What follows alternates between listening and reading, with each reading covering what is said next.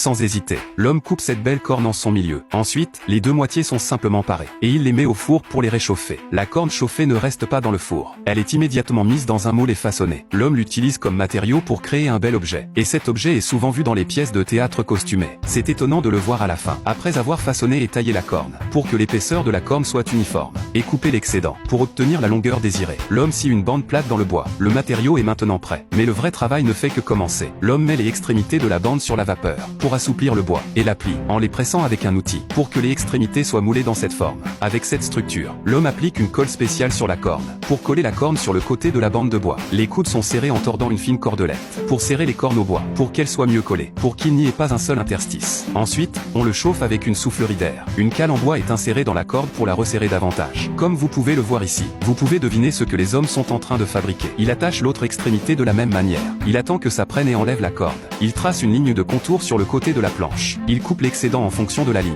La combinaison du bois et de la corne est maintenant terminée. Ce n'est que la première étape de la combinaison des matériaux. Pour le rendre plus résistant, il y a une autre couche importante de matériaux. Il s'agit de ce paquet de tendons de bœuf séchés au soleil. Les hommes utilisent des marteaux pour battre les tendons, pour briser les fibres sèches et dures, afin qu'elles puissent être déchirées en brins de fibres. Puis ils les peignent pour en faire des paquets, et en les trempant dans l'eau, pour assouplir complètement les fibres. Les fibres sont placées sur une planche et à nouveau coupées. En même temps, une couche de colle est appliquée, pour former un morceau de fibre plat, à coller sur la lame, sous les mains expertes du maître. Lorsque toutes les opérations sont terminées, le matériau composite de l'objet a été façonné. Plusieurs fentes sont ensuite pratiquées à leur extrémité. L'excédent est découpé. Les coupes sont ensuite soigneusement polies, afin qu'elles soient lisses et arrondies. L'homme applique une couche de colle, puis il enroule un morceau de fil de lin autour de la colle. Il y a 4 sections de cette zone torsadée. Quand vous voyez cela, vous pouvez voir ce qu'il fait. Vous pouvez voir ce qu'il fait. Oui, c'est un nœud, mais ce nœud n'est qu'une moitié de l'ensemble.